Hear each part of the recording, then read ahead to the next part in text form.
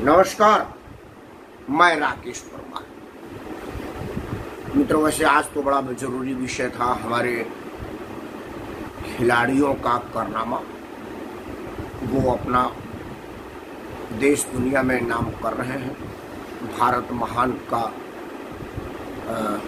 झंडा बुलंद कर रहे हैं, लेकिन मैं इसको आगे के लिए टाला क्योंकि अभी टोक्यो ओलंपिक चल रहा है। पहले बाद में फिर मैंने कहा कि दूसरा विषय चुनूं, जो उत्तर प्रदेश के पूजनीय योगी आदित्यनाथ की सरकार ने मुहर्रम पर वही फैसला किया जो वो सावन में कांवड़ यात्रियों के लिए किया। भाई कोरोना का हवाला दे करके कि भाई आप कोरोना नियमों का पालन करें और अपने आप को बचा के रखें, क्योंकि आपका जान बेशकीमती है। योगी आदित्यनाथ जी को तो ये आभास होगा कि मुहर्रम शांति प्रिय समुदाय के लोग नहीं मनाते हैं। उनका काम है अशांति फैलाना है, जहाँ रहते हैं अशांति फैलाते हैं। और सबसे बड़ी बात है कि जब बात उन पे आती है, उनके धर्म पे आती है, तो वो तो कभी नहीं कहते कि हमारा भारत के संविधान के, भारत से कानून से कोई मतलब है। भारत का कानून और संविधान तो तब मानते हैं जहाँ उनका फायदा हो। अगर उनका कहीं नुकसान हो रहा है तो वो शरिया कानून मानने लगता है। और चोरी के केस में पकड़े जाएंगे तो आईपीसी मांगेंगे कि भाई नहीं, हमको इंडियन पेनल कोड के हिसाब से सजा चाहिए। बलात्कार में फंसेंगे तो भारतीय कानून के अंतर्गत हम उनको छूट चाहिए, क्योंकि हमारे यहाँ तो कानून कितना बढ़िया है आप सब जानते हैं।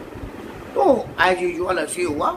मुस्लिम धर्मगुरुओं ने कहा कि ये सिरे से खारिज करने की बात है और हम इसको नहीं करेंगे। खैर वो क्या होगा योगी जी जाने, क्योंकि केरल नहीं है कि केरल का मुख्यमंत्री को मजबूरी में दे देना पड़ा, क्योंकि उनको पता था कि अगर ना भी देंगे तो मुसलमान ले लेंगे। ये योगी जी कानून का पालन करवाना जानते हैं। और वो अलग बात है कि उनको सावन में कांवड़ यात्रियों को एक सिंपल एडवाइस जारी किया और सब लोग अपने अपने घरों में रह के भारत के कानून का सम्मान किया। ये मुसलमान है, कानून नहीं मानते हैं, तो योगी जी हैं मनवा लेंगे। मैंने कहा कि इस पर विशेष चर्चा किया जाए, लेकिन मुझे मालूम था कि इसमें कोई चर्चा योग है ही नहीं। इसमें चर्चा योग कोई बातें नहीं है, क्योंकि किसी भी मुस्लिम धर्म गुरु का ये बयान नहीं आया कि ये कोरोना को देखते हुए उचित है आप घरों में मातम मनाइए। जिस तरह से ईद के लिए कई लोगों ने कहा भी था, लेकिन किसी ने नहीं कहा चीज को। तो मैंने कहा ये जिसको कहने से कोई फायदा नहीं है उसमें क्या कहना। फिर हमने कहा कि भाई इस विषय पर तो कह ही सकते हैं कि हमारे वही पूज्य योगी आदित्यनाथ जी की सरकार ने स्कूल, बड़े स्कूल मतलब बड़े बच्चों के लिए स्कूल खोल दिया है। अब जो स्कूल में बच्चे पढ़ने आएंगे उसे कोरोना नहीं फैलेगा, ये परीक्षा देते तो फैल जाता। ये भी चर्चा का विषय था कि भाई ये कोरोना कैसा है जो परीक्षा में बैठने पर बच्चों को संक्रमित कर देगा, उनके जान के लिए खतरा है। लेकिन अगर वो पढ़ने आएंगे तो उसमें खतरा नहीं है। अब मैं ये तो कहूँगा नहीं कि योगी जी स्कूल नहीं गए, क्योंकि वो विज्ञान में परस्नातक है, master of science in chemistry, MSc chemistry से हैं। तो प्राइमरी से लेकर के मास्टर तक तो वो स्कूल, कॉलेज, यूनिवर्सिटी में गए हैं। और स्कूल के लड़कों से लेकर के कॉलेज के आईएएस तक का अनुभव है उनके पास। तो उनको तो पता होगा कि परीक्षा में गधा से गधा विद्यार्थी भी 3 घंटा तक किताब के सामने और अपने परीक्षा पेपर के सामने बैठता है, इधर उधर हिलने का प्रयास करता है, देखने का, उछल कूद नहीं कर सकता। लेकिन पढ़ाई में वैधता नहीं है, आप जा भी सकते हैं, आप ना भी जा सकते हैं। हालांकि हमारे टाइम में तो हमारे जो पढ़ाने वाले गुरुजी लोग थे, क्योंकि हमारा तो फिजिक्स केमिस्ट्री में 3 ही विषय था और 3 अध्यापक थे, और वो सभी 30 लोगों को by name, by face, by चेहरा पहचानते थे। यहाँ तक वो जानते थे कि आपके बाबूजी कहाँ है, परसों मिले थे। हम लोगों को गाय बगाए कह देते, और राकेश कैसे हो, बाबूजी बाजार में मिले थे, पूछ रहे थे तुम्हारे विषय में। तो हमने बोला अभी 2 दिन बाद देख के बताएंगे, अभी तक तो ठीक है। और ठीक है, मैं बोला जी मैं ठीक हूँ, मतलब बाबूजी ठीक है। तो ये होता था। खैर फिर भी परीक्षा में आदमी अस्थिर रहता है और पढ़ाई में आदमी उछल कूद करता है, लेकिन योगी जी को लगा होगा कि कोरोना उछल कूद से कहाँ किसी को पकड़ता है। अगर उछल कूद भीड़ भाड़ से पकड़ता तो प्रधानमंत्री का बनारस का दौरा कहाँ होने देते वो। कहते भाई कोरोना फैलेगा, हमने अभी अभी पेपर बंद करवाया है। लेकिन कोई बात नहीं, हमने बोला इस पर भी कोई चर्चा का नहीं है, क्योंकि हमारे देश में कोरोना बड़ा कमीना है और वो उसी को पकड़ता है जो परीक्षा देने आते हों, उसी को पकड़ता है जो शिक्षा ग्रहण करने आते हों। अगर कोई आदमी किसान आंदोलन में भीड़ कर रहा है उसे नहीं पकड़ता, अगर कोई आदमी चुनाव के रैली में भीड़ कर रहा है तो उसे भी नहीं पकड़ता, नेताजी का जन्मदिन मनाना आता है उसे भी नहीं पकड़ता, नेताजी के लिए अगर भीड़ होता है तो नहीं पकड़ता। कोरोना को इस बात की पहचान है, तो इस पर क्या चर्चा करना। लेकिन चर्चा का विषय है विपक्ष एकता। विपक्ष एकता की चर्चा करने से पहले एक जरा भोजपुरी में चुटकुला बोल दे। आप जरा हंसिए, बहुत सीरियस हो गए होंगे योगी जी की बात सुन सुन करके। हमारे भोजपुरी में कहावत है कि सुपवा हंसे तो चलनियो हंसे, मतलब ये कहा जाता है सुपवा तो हंसे लेकिन चलनियो हंसे। सवाल यह है कि राहुल गांधी विपक्ष के नेताओं को नाश्ते पर, चाय पर, डिनर पर या प्रलोभन पर बुला रहे हैं, समझ में आता है, क्योंकि राहुल गांधी का अब करीब करीब मामला खत्म हो चुका है। उत्तर प्रदेश में सुपला साफ है, पश्चिम बंगाल में झाड़ुए लग गया। पश्चिम बंगाल में तो बेचारा जमानत में नहीं बचा, कहीं नाम लेवा नहीं रहा कोई। केरल में जहाँ से है वहाँ कोई है नहीं उनके अलावा। आंध्र प्रदेश में उम्मीद थी तो वहाँ भी स्थिति डमाडोले हो गई है। मतलब देश के एक पंजाब में कांग्रेस की शासन थी, वहाँ भी नवजोत सिंह सिद्धू को लगा दिए हैं। अब कैप्टन होते हुए भी अपने मन का फील्डर नहीं लगा सकते, जिसको जरूरत है उससे बॉलिंग नहीं करवा सकते। वो अब जो कांग्रेस का कैप्टन वहाँ है वो डिसाइड करेगा।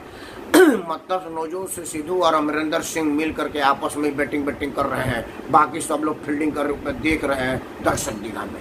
कुछ हो नहीं रहा है, वहाँ की स्थिति भी डमाडोल है। तो राहुल जी को तो समझ में आता है कि उनके पास खोने का कुछ है नहीं, अगर कुछ मिल भी गया तो क्या बुरा है। जैसे मायावती को मिल गया था पिछले बार अखिलेश के साथ समझौता करके, तो उनको भी मायावती से मोटिवेशन मिला होगा कि जब मायावती जीरो से कुछ सीट पा गए समझौता करके तो हम भी कुछ पा जाएंगे। खैर, अखिलेश मीटिंग कर रहे हैं।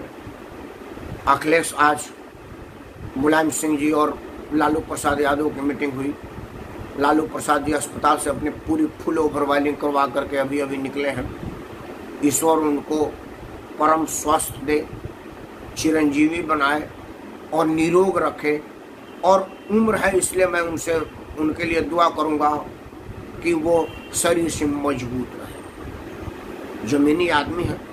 लालू प्रसाद यादव के मुख्यमंत्री बनने के पहले तक वो बिल्कुल निस्संदेह जमीनी आदमी थे, इसमें कहीं कोई दो राय नहीं है। गुदरी के लाल थे, गरीब माँ के बेटा थे और वो आदर के योग्य थे, इसमें कहीं कोई दो राय नहीं। लालू जी की राजनीति, लालू जी की मेहनत, मतलब जो आदमी वेटरनरी अस्पताल के चपरासी के सिंगल कमरे में 5-6 भाई जमीन पर सोते हों, वो आदमी मुख्यमंत्री की कुर्सी तक बैठा हो, ये बात लालू जी के लिए मैं कहता हूँ कि वो पूजा के लायक है, प्रशंसा के नहीं। प्रशंसा के तो लायक ही नहीं है, वो पूजा के लायक है। मैं उनको सत प्रणाम करता हूँ। लालू जी आप चिरंजीवी हो, स्वस्थ हो। तो लालू जी और मुलायम सिंह की मीटिंग हुई है। ये दोनों में मैं उत्तर प्रदेश का हूँ। मुलायम सिंह जी भी मुख्यमंत्री बनने के कुछ दिन तक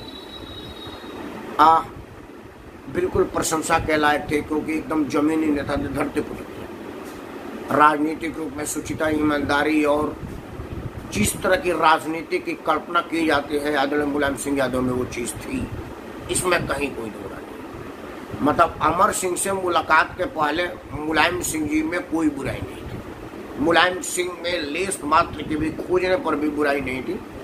लेकिन अमर सिंह मिले और हिंदुआना को देख करके हिंदुआना रंग बदलता, ये तो हमारे गांव में कहा ही जाता है। और मुलायम सिंह का फिसलना बदलना, ये कोई मुलायम सिंह कोई आसमानी तो आए नहीं, इंसान है और इंसान बहकी जाता है। वो तो मुलायम सिंह ने खुद ही कहा था कि क्योंकि लड़के हैं, लड़कपन में बहक गए। तो ये मुलायम सिंह जी का खुद का अनुभव बता रहा था उनके बहकने का, कि कैसे वो स्वयं इतने जीवट आदमी धरतीपुत्र बहक गए मुलायम सिंह के अमर सिंह के सामने। तो वो तो बच्चे हैं, पहले से बहके हुए हैं, तो उसमें कोई बात नहीं थी। लेकिन दो धरती पुत्रों का मिलना राजनीतिक रूप से बड़ा सुखद रहा, मेरी आंखों को बड़ा संतुष्टि दिया। मैं उम्मीद किया हूँ कि वो यही जरूर चर्चा किए होंगे कि कहाँ से कहाँ पहुँच गया। ये तो जरूर चर्चा किए होंगे, करना चाहिए। अगर दोनों चाय पर मिले होंगे, उस आलिशान महंगे सोफा पर बैठे होंगे दोनों के दोनों, और वो जो दुनिया के सबसे महंगी क्रॉकरी में चाय आया होगा उनके लिए, और जब चाय का कप यहाँ आता है ना तो आंखों को बड़ा नजदीक आता है। एक बार वो नजदीक से दिखता जरूर है। और एक स्वाभाविक है, आप चाय पीते होंगे ना, तो जब आप पहली बार चाय उठाएंगे ना तो एक बार आपकी आंखें उस चाय में जाती है कि कुछ पड़ा तो नहीं है। तो मैं उम्मीद करता हूँ, प्रार्थना करता हूँ भगवान से कि मुलायम सिंह जी और लालू जी को ये जरूर ध्यान आई होगी कि यार इतनी महंगे क्रॉकरी में मैं चाय पी रहा हूँ, कहाँ से कहाँ आ गए। भला हो उस जनता का जिन्होंने हमको अपदस्थ कर दिया और हमको हमारे औकात बता दिया। आज भी मौका है, आदरणीय मुलायम सिंह जी भी चिरंजीवी हों, स्वस्थ हों, निरोग रहें। और हम तो हाथ जोड़ के प्रार्थना करते कि हे आदरणीय मुलायम सिंह, आप वही वाला नेता बने जो उत्तर प्रदेश के मुख्यमंत्री बनने के पहले तक थे। आपसे उसी बात की उम्मीद की जाती है। जब तक आप जी अपने बेटा को कम से कम वही संस्कार दें, वही राजनीति दें, आपका बेटा भी आपके जैसा पूजा के लायक हो जाएगा। हालांकि उससे बड़ी उम्मीद कम है, क्योंकि उसने आप जैसी गरीबी देखी नहीं है। तो उसको जिस जाके पावना पटी बेवाई शो का जाने दर्द पड़ा। मित्रों, विपक्षी एकता का चर्चा मैं क्यों किया ये बताना चाहता हूँ, क्योंकि कौन किससे मिला ये तो आप लोग टीवी में सुनी देख रहे हैं। सबसे पहले विपक्ष एकता का शुरुआत किया चंद्रबाबू नायडू ने। वो छड़ी लेकर के हर जगह गए, करीब करीब अपने आप को मन में प्रधानमंत्री का शपथ लेता हुआ सपना देख रहे हो, कहते हैं कि I Chandrababu Naidu taking sworn as prime minister of great India, I fulfil my discharge of the duty. वो सब अपना याद कर रहे होंगे कि क्या बोलना है। हालांकि वो लिखा पढ़ा जाता है, याद करने की जरूरत है, लेकिन फिर भी कहते रिहर्सल तो कर ही लेता है। तो वो कर रहे थे, मोदी जी ने उनके उस रिहर्सल पर, उस सपना पर पानी फेर दिया। फिर वो एक सक्रिय हुए, लेकिन नहीं होया, अब वो बैठ गए। शरद पवार साहब विपक्षी एकता की प्रयास नहीं कर रहे हैं, वो अपने आप को बचाने का प्रयास कर रहे हैं। प्रधानमंत्री से अभी मिले, कुछ फाइल वाइल ले करके, और मुझे उम्मीद है कि यही कहे होंगे कि तेरी चुप मेरी चुप, आप भी चुप रहे, हम भी चुप रहेंगे।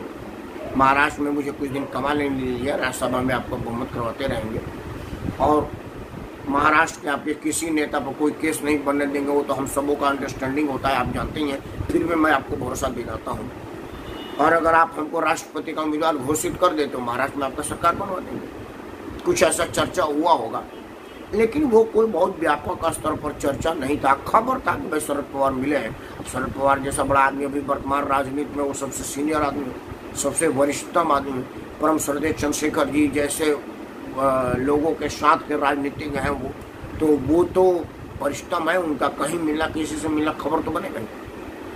तो वो एक खबर बना। ममता बनर्जी दिल्ली आई थी अभी कुछ दिन पहले, और उन्होंने विधिवत विपक्ष के सारे नेताओं से मिला।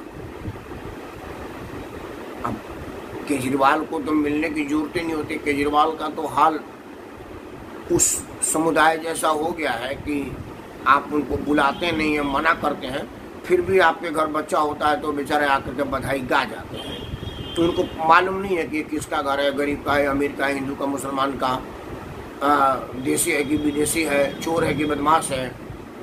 जिसके घर वो बधाई गाते हैं उनको इससे मतलब नहीं है कि आदमी डकैत है, डकैती करके पैसा लाया। वो तो बधाई लेंगे और आपको, आपके बच्चों को आशीष दे करके चल देंगे। अब आपका आशीष, आपका बच्चा फले फूले कले मर जावे, इससे उनको कोई फर्क नहीं पड़ता। हालांकि वो दिल से दुआ देते हैं, लेकिन आपका बच्चा तो आपके कर्मों पे जिएगा और अपने कर्मों पे पड़ेगा। उनके दुआओं से कुछ नहीं होता, लेकिन दुआ देते हैं। तो अरविंद केजरीवाल का हाल वही। अरविंद केजरीवाल को कहाँ पता चले कि भाई ये मोदी विरोध की कहीं सुगबुगाहट है, वो बधाई गाने चला जाएगा, वो आप बुलाए ना बुलाए वो कोई बात नहीं। तो वो तो गया, वो कोई मैटर नहीं है, खबर नहीं है, उसका मिलने मिलने का कोई मतलब ही नहीं है। लेकिन ममता बनर्जी का सूचना और खबर भी है कि शरद पवार साहब नहीं मिले। ये राजनीति एकता में एक पेच है कि शरद पवार साहब ममता बनर्जी से नहीं। ममता बनर्जी ने बयान दिया कि नहीं फोन पर बात हुई है, तो शरद पवार साहब से मिलने में टेलीफोन आपका कौन सा घर का पैसा लग रहा था? ये तो पश्चिम बंगाल सरकार का जहाज था। शरद पवार साहब तब दिल्ली में ही थे। अगर शरद पवार साहब अमेरिका में भी होते तो आपका अपना जहाज तो अपने पैसा का लगना ही नहीं, तो बंगाल सरकार का पैसा लग रहा। मुख्यमंत्री जब तक आए वो तो आपका जहाज का खर्चा उठाएगा। महाराष्ट्र के राजधानी बॉम्बे में सबसे बड़े होटल में ठहराएगा और मुख्यमंत्री है, वहाँ का स्टेट गेस्ट का दर्जा मिलता है आपको, रूट लगा करके आपको शरद पवार साहब मिलाएगा, तो उसमें तो कोई दिक्कत थी नहीं। लेकिन वो दिल्ली में थी और आप भी दिल्ली में थी। शरद पवार साहब का घर और आपका दिल्ली का जो कार्यालय है उससे बहुत कम दूरी है, और आप पश्चिम बंगाल भवन में ठहरे थी, वहाँ से तो वॉकिंग डिस्टेंस है। लेकिन पवार साहब से आप मिल नहीं सके क्योंकि वो मिलना नहीं चाहे। अब इसका वजह जो मैं पहले बोला हूँ कि पवार साहब मोदी जी से मिले हैं, तो बात हुई, मुलाकात हुई, कुछ खास तो हुई, उसका असर होगा। खैर, आप सोनिया जी से मिले, उनके प्रिय पुत्र राहुल गांधी जी भी थे। अब सोनिया जी से मिल करके आप पास्ता और माछ भात की तो कंपटीशन की नहीं होगी कि भाई पास्ता बढ़िया होता है या माछ बहुत बढ़िया होता है, उससे राजनीति की बात हुई होगी। आपके उसी राजनीति को देखते हुए राहुल गांधी को भी जोश आ गया, क्योंकि राहुल गांधी के सामने कहीं आपने ये ना रख दिया हो बात की, सुनो भैया राहुल, अब तुम चले हुए कारतूस हो गए हो, तुम्हारी माँ की तबीयत खराब है, ईश्वर इनको लंबी उम्र दे, स्वास्थ्य लाभ दे, मैं आशीर्वाद दुआ देता हूँ, लेकिन फिर भी ये किसी काम की अब रही नहीं है। अगले बार चुनाव लड़ पाएंगे या लड़ने के योग्य होंगे ये तो इनका स्वास्थ्य बताए, लेकिन हालांकि जब तक जिएंगे चुनाव लड़ेंगे, क्योंकि इनको कहाँ किसी से टिकट मांगना है। लेकिन फिर भी अब इनमें वो बात तो रही नहीं, और तुम चले हो कारतूस हो गए हो तो तुमसे कोई मतलब नहीं है। तो ये काम करो, अब तक हमने तुम्हारा समर्थन किया था, अब तुम मेरा समर्थन करो। तो कहीं ये देख करके राहुल गांधी को ये ना लगा कि यार हमारा मामला भी दूसरों में बधाई गाने वाला हो जाए, तो सोचे होंगे कि एकता वाला मैं क्यों शुरू कर दूं, मेरे पास ही कौन सा पैसा का कमी है कि अगर किसी को चाय पिलाया तो कट जाएगा, मैं गरीब हो जाऊंगा। पैसा तो आपके पास है। आपके प्यारे परनाना जी विदेश में कपड़ा धुलवाने जाता था जहाज से, तो वो आपका लोगों का तो रईसी का गुणगान है, तो आपको कौन सी कमी है। लेकिन इन सब बातों के बाद जो मैं कहना चाहता हूं वो ये है कि नीतीश कुमार काहे उतरा गए। मतलब नीतीश कुमार भी अपने संसदीय बोर्ड के अध्यक्ष से प्राइम मिनिस्टर मटेरियल का खबर दिलवा दिया कि भाई हम भी प्राइम मिनिस्टर कैंडिडेट हैं। ये जासूसी कांड पर विपक्ष का भाषा बोले। समान नागरिक सहायता तो उनका अपना विषय ही है कि नहीं होना चाहिए हमारे देश में, मुसलमानों का हक है, हिंदू तो बेमतलब रह रहा है। 3 तलाक पर भी आप भाजपा नेतृत्व के अलग निर्णय लिए। बिहार में आपकी स्थिति सांप छुछुंदर की हो गई है, ये तो आपको पता ही है। हालांकि अब तो बिहार का मतदाता भी जान गया है कि आपकी स्थिति क्या है। तो अब आप कहीं के नहीं रहे हैं, फिर भी आप प्रधानमंत्री के रेस में अपने आप को डाल दिए। इसका क्या मतलब है? ये एक सोचने वाली बात है। क्या है आपको नरेंद्र मोदी का इतना दबाव आया कि भैया मुख्यमंत्री बने रहते हो तो केंद्र में प्रधानमंत्री की दावेदारी फूंक दो ताकि विपक्ष की एकता की हवा निकले? या आप नरेंद्र मोदी पर दबाव बनने का बात कर रहे हैं कि भैया तुमने कितना हूँ मेरे को डिफीट किया, अपने हनुमान से लताड़ करके मेरी लंका जलवा दी, लेकिन आज भी मैं प्रधानमंत्री मटेरियल हूँ और विपक्ष एकता का सूत्रधार बन सकता हूँ। मैसेज आप किसको दे रहे हैं, विपक्ष को या सत्ता पक्ष को? ये चिंता का विषय, सोचने वाली बात है। क्योंकि राहुल गांधी का डिनर डिप्लोमेसी का कोई मतलब नहीं, वो ठीक कर रहे हैं, उनका राजनीतिक फर्ज है, उनकी राजनीतिक जिम्मेवारी है। ममता बनर्जी का सारे विपक्ष के नेताओं से मिलना और उनसे चर्चा करना भी कोई खबर नहीं है। विपक्ष के राजनीति के नाते उनकी जिम्मेवारी है और वो अपना ठीक कर रही है। शरद पवार साहब अपना समय समय पर बयान देते हैं, ठीक है। लालू मुलायम मिले, कोई दिक्कत नहीं है, उन लोगों का रिश्तेदार भी है और दोनों का तबीयत खराब था। ये भी कहा जा सकता है कि वहाँ राजनीति की बात नहीं हुई, क्योंकि लालू जी और मुलायम सिंह जी दोनों के दोनों अब रिश्तेदार भी हैं। लालू जी की प्रिय पुत्री का शादी आदरणीय मुलायम सिंह जी के नाती से हुआ है, जो संसद सदस्य भी है, ये सबको पता है। और हमारे यहाँ रिश्तेदारों में पूछार किया जाता है, किसी की तबीयत खराब हो जाती है, किसी के यहाँ कुछ हो जाता है तो आदमी पूछार करता है। तो हो सकता है मुलायम सिंह लालू जी के पूछार में आए हो, लालू जी मुलायम सिंह के पूछार में आए हो, तो सोचे हो कि भाई एक दूसरे के जाने की जगह एक ही जगह मिल ले, तो अखिलेश यादव अपने यहाँ मिलवा दिए। ये हो सकता है, लेकिन दो राजनीतिक पूछार में भी मिलेगा तो राजनीति की बात करेगा, ये संभव है, तो उनका भी समझ में आता है। लेकिन नीतीश कुमार की बेचैनी खबर है और इस खबर से नीतीश का ही नुकसान है। अगर वो विपक्ष को धमकाने का बात कर रहे हैं कि मैं भी हूँ, तो विपक्ष जान चुका है और मोदी को धमकाने की औकात में ही नहीं है, वो स्थिति में ही नहीं है कि आप धमकाएं, क्योंकि अब आप में कुछ बात रही नहीं। बिहार से आप नकारे जा चुके हैं। वो तो नरेंद्र मोदी को अभी बिहार में बहुमत और अपना कोई आदमी नहीं मिल रहा है जिसको गद्दी सौंपे वहाँ का। जिस दिन मिल जाएगा आपका काम तमाम है, क्योंकि बिहार का आम आदमी अब कहने लगा है कि बहुत हुआ बकवास की मार, अब की बार जाओ नीतीश कुमार।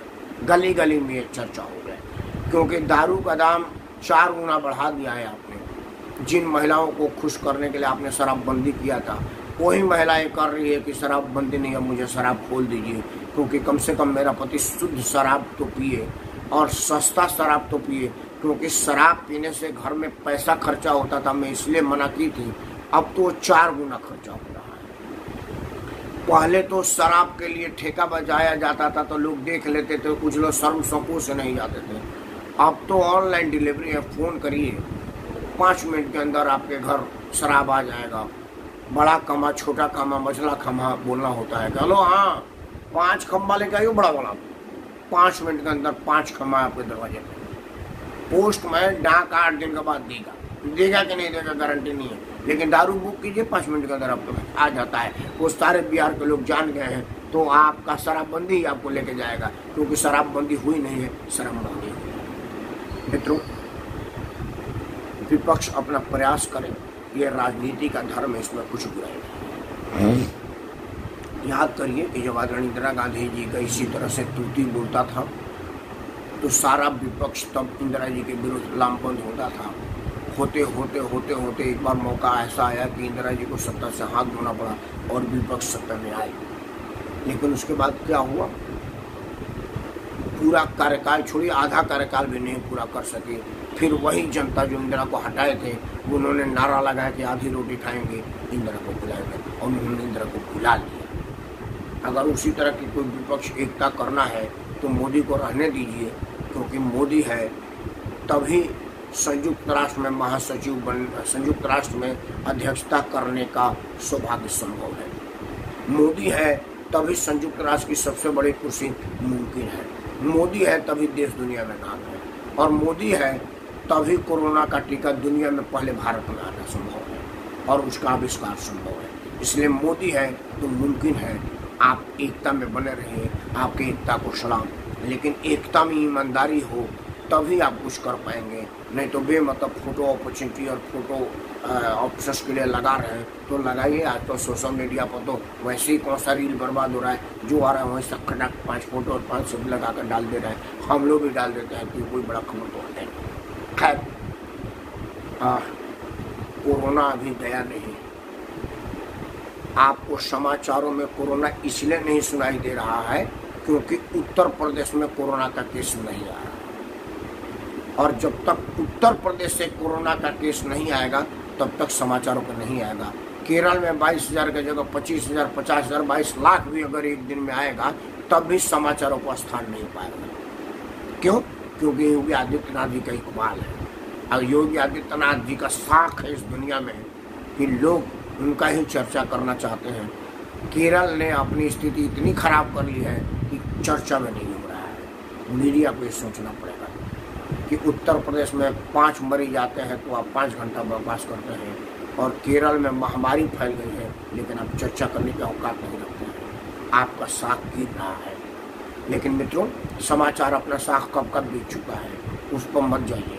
आप कोरोना से डरिए और अपने आप को बचाइए, क्योंकि कोरोना किसी को पहचानता नहीं। जो उसके जन्म में आएगा वो जाएगा, और कोरोना आपके घर तभी आएगा जब आप उसको लाने जाएंगे।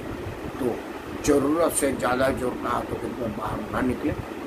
हम जैसे सामाजिक लोग, पार्लियामेंट चल रहा है तब भी हम बाहर नहीं निकल रहे हैं। हम लोग बाहर के बगैर घर का खाना ही नहीं पचता था, लेकिन पिछले करीब 2 साल से अपना खाना ही खा रहे हैं और घर में ही खा रहे हैं। आप भी खाइए, क्योंकि अगर हम खा सकते हैं तो आप। नमस्कार, जय हिंद, वंदे मातरम।